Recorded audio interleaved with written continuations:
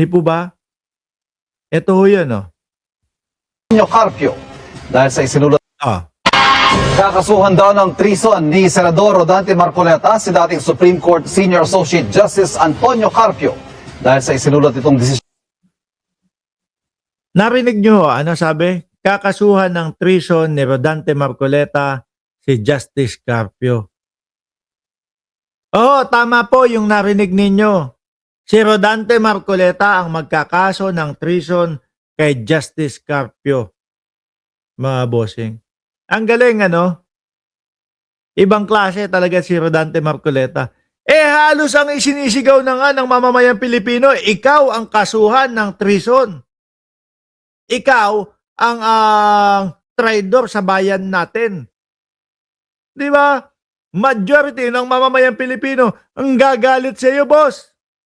Dahil dito sa mga pinagsasasabi mong there is no such as West Philippine Sea at i-give up yung KIG. Ngayon, ibang tao. Yung kung sino pa, yung nagtatanggol sa teritoryo ng Pilipinas, ikaw pa magkakaso talagang may kakapala na mukha mo. Naglalagay ka ba ng foundation? Para hindi talaga tumalab sa iyo? Oh. Sa isang kaso noong 2011, kaugnay ng teritoryo ng Pilipinas. Sinagot naman siya ng retiradong mahistrado. Sandali. Kasi kaya magkakaso si Rodante Marcoleta, pinalagan yung hamon niyang debate. Nagets ko na. Tapos ang ginawa ni Rodante Marcoleta ay biglang biglang pinersonal. Sasabihin niya, bayad ako ng China, ganito. Yung anak niya nga nagtuturo doon sa isang eskwelahan doon sa Beijing. Di bayad ng China yung anak niya. Ang lupit pa lang ni Rodante Marcoleta. Yung magpaliwanag, yung kukuha ng isang sitwasyon tapos ipapares doon sa sitwasyon niya. Ibig sabihin, kayong mga OFW, tayong mga nakatira sa ibang bansa, may mga negosyo sa ibang bansa, ibig sabihin, mga bossing, trader tayo sa ating bansa. Kasi sa pagkaka-explain ni Rodante Marcoleta, yung anak ni Justice Carpio, nagtuturo sa Beijing, bayad ng China. Ibig sabihin, bayad din tayo ng ibang bansa.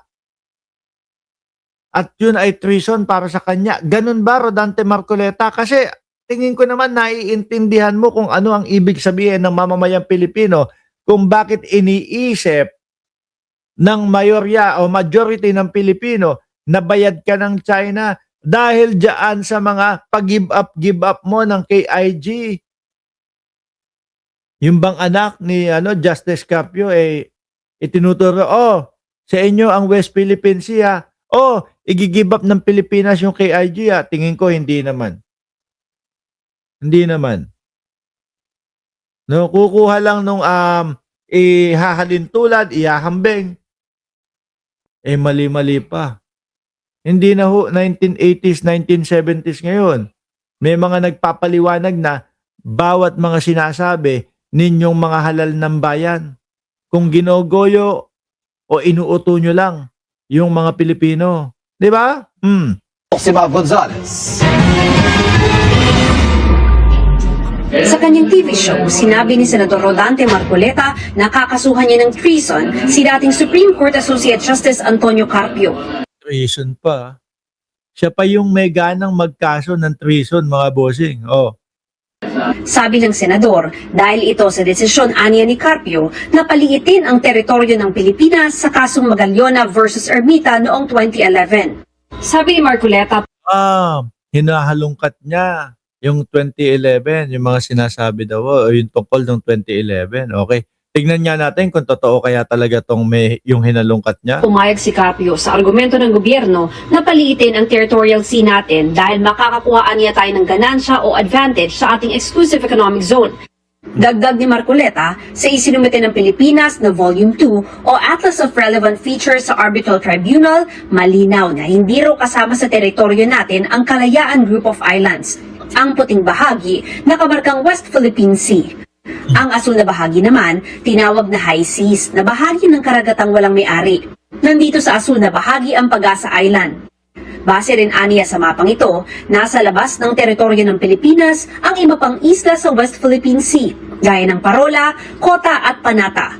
Kaya tanong ni Marcoleta, bakit hindi isinama sa mapa natin yung mga features na okupado ng mga Pilipino? Gobyerno aniya ng Pilipinas ang nagsumiti nito sa tribunal, kasama sina Justice Carpio at Maritime Law Expert Attorney J. Batong Bakal. Ngayon daw, siya pa ang hinahamon sa sinabi niya kung parte ba ng Pilipinas ang Kalayaan Group of Islands o hindi. O, ayan, ayun, oh, nakita nyo, oh. Yung Kalayaan Group of Islands, oh, di ba? Oh. Nasaan na yun? Hindi ko matsyempuhan, eh. Pilipinas ang Kalayaan Ayan, oh. Pag-asa Island. Group of Islands o hindi. Gingit pa ni Marcoleta, hindi naman niya sinabi na hindi parte ng teritoryo ng Pilipinas ang Kalayaan Group of Islands. Pero Up lang daw. kailangan daw ng mapa Ano kaya mararamdaman mo, ano, nandun ka nakatira, eh, isa ka doon sa residente, no? Tapos ipinapag-give up yung ano, yung bayan o yung lugar na sinilangan mo. at coordinates nito. Tugon naman ni Justice Carpio, lahat ng first-year law student alam na pwede lang magkaroon ng treason kung nasa gitna ng digmaan ng Pilipinas. Alin Oh, yun naman pala, eh, no?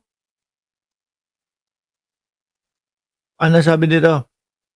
First year law student knows that cannot be committed during the crime of treason can be only in the Philippines. Oh, ibig sabihin, nandadarag lang si Marcoleta? Ganun ba? O kaya nasasabihan ng lowest rank na abogado itong si Marcoleta. Kaya naman pala, Marcoleta, kung ano-ano kasi mga pala naman sinasabi mo, eh.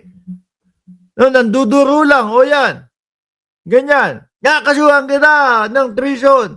Hindi naman din pala alam yung mga sinasabi. Ako, mga kababayan, ngayon ko lang din nalaman. Ano po, aminado naman tayo dyan at hindi naman tayo lawyer. Pero kung manggagaling, dito po kay Justice Carpio, mga bossing, ano ibig sabihin nun? Talagang nginangaw-ngaw ni Marcoleta ang mga Pilipino? Kung ano-ano mga sinasabi. Kakasuhan ng treason, hindi naman pala pwede, Marcoleta, naknantutya ka talaga, oh. Pahiya ka na naman dito. sunod sa Article 114 ng Revised Penal Code.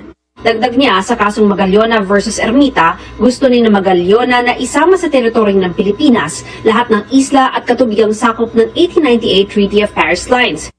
Ito ang tratadong nagtapos sa Spanish-American War at naglipat ng Pilipinas at iba pang kolonya ng Espanya sa kontrol ng Amerika. Pero ayon kay Carpio, malinaw na labag sa UNCLOS at customary international law kung isama sa Philippine territorial waters ang lampas sa 12 nautical miles mula sa archipelagic baseline natin.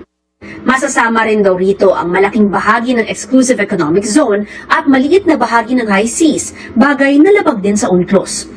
Kung kinatigan aniya ng gobyerno sina Magallanes, tsak na i-dismiss agad ng arbitral tribunal ang kaso natin. Ano kaya pumasok sa ano ni Marcoleta, sa ulo ni Marcoleta at sabihin yun, ano? Siguro ang iniisip po niya na, ay wala. Hindi naman papasinin ng mga Pilipino to. Eh yun. Sinagot siya. Alam daw ng mga... Ibig sabihin, mas mahina ang ulo ni Rodante Marcoleta kesa doon sa mga first year na law student. Kasi kung yung mga first year na mga law student o mga kauumpisa lang, alam na agad nila yon. Eh si Marcoleta matanda na, senador na. Tapos ganun pa yung tumatakbo, ganun pa yung alam niya.